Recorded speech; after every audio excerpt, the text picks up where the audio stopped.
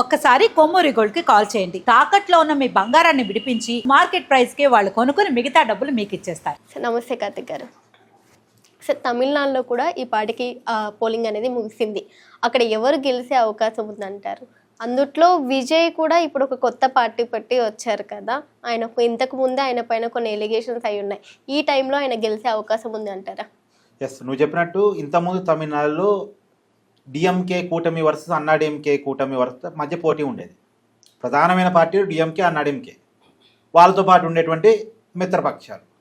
అయితే ఈసారి triangle fight, Vijay కొత్త పార్టీ పెట్టడం ఫలితంగా. అయితే విజయ్ చూపించే ప్రభావం ఎంత అనేది మనం క్యాలిక్యులేట్ చేసుకోవాలంటే, విజయ్ స్టార్ హీరో. విజయ్ సభలు పెడితే జనం వస్తారు, కానీ జనం రావటం వేరు, ఓట్లు వేయటం వేరు.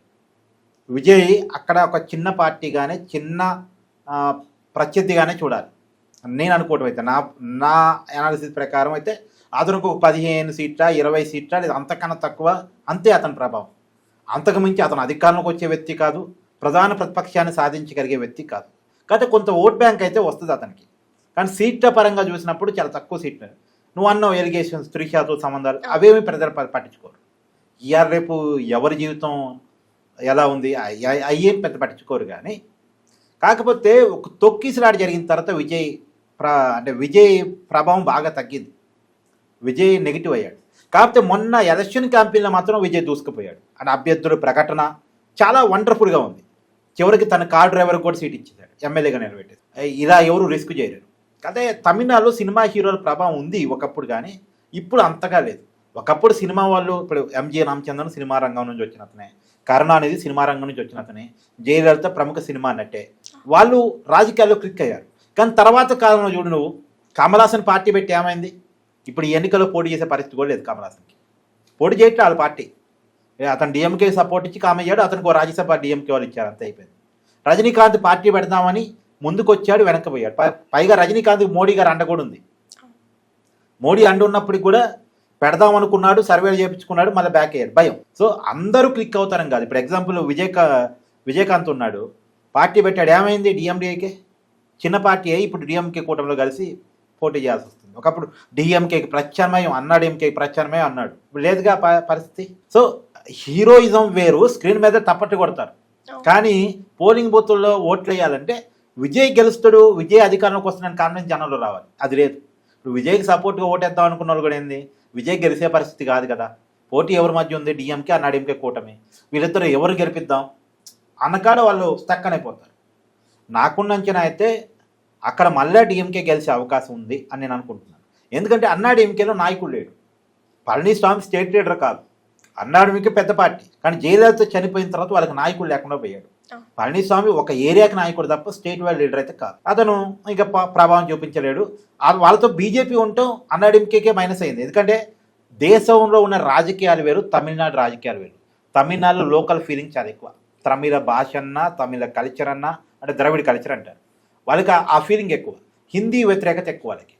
ఇప్పుడు బీజేపీని హిందీ పార్టీగా చూస్తారు, కాబట్టి ఆ పార్టీని వ్యతిరేకించడం అనేది డిఎంకేకి ఉన్న ప్లస్, ఆ పార్టీతో పొత్తు పెట్టుకోవడం అనేది అన్నాడీఎంకేకి ఉన్నటువంటి మైనస్. సో కాబట్టి ఇప్పుడు మొన్న ఏం చేశారు, డీలిమిటేషన్ బిల్లు నేనే ఆపగలిగాను, సౌత్ ఇండియా జరిగే అన్యాయం నేనే ఆపగలిగానని స్టాలిన్ దాన్ని అడ్వాంటేజ్గా తీసుకున్నాడు. సో మొత్తానికి అక్కడ లోకల్ ఫీలింగ్ను వాడుకోవటంలో, ద్రవిడ ఫీలింగ్ను వాడుకోవటంలో, బీజేపీ వ్యతిరేకతను ఎన్క్యాచ్ చేసుకోవటంలో, అన్నాడీఎంకేలో నాయకుడు లేకపోవటాన్ని తన అడ్వాంటేజ్గా తీసుకోవటంలో స్టాలిన్ సక్సెస్ అయ్యాడు.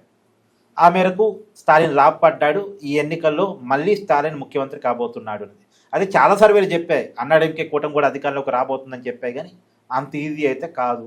సరే, మొత్తం పోలింగ్ అయిపోయిన తర్వాత, పోలింగ్ పర్సంటేజ్ వచ్చిన తర్వాత, ఏ ఏరియాలో ఎంత మేరకు పోలింగ్ జరిగింది అని చూసిన తర్వాత మరోసారి మాట్లాడుకునే ప్రయత్నం చేస్తాం. కానీ ఇప్పటికైతే తమిళనాడు ఎన్నికల్లో నాకున్న ఇప్పటికున్న అంచనా చూద్దాం, రియాలిటీ అన్నది మళ్ళీ చూద్దాం. ఇప్పటికున్న అంచనా అయితే అక్కడ డిఎంకేనే గెలవబోతుంది. హంగొచ్చే పరిస్థితులు కూడా ఏమీ లేవు. మామూలుగా బీజేపీ అనుకుంది ఏంటంటే హంగొస్తే అంటే ఎవరికి మ్యాజిక్ ఫిగర్, మొత్తం 234 స్థానాలు, 118 అనేది మ్యాజిక్ ఫిగర్. 118 స్థానాలు ఎవరు గెలిస్తే వాళ్ళదే అధికారం. వాళ్ళు ఎవరు 118 గెలవలేరు. అప్పుడు విజయ్ని మాతో కలుపుకొని మేము అధికారాన్ని ఫామ్ చేయొచ్చు అని బీజేపీ అన్నాడీఎంకే కూటమి అనుకుంది. బీజేపీ ప్లాన్ అదే.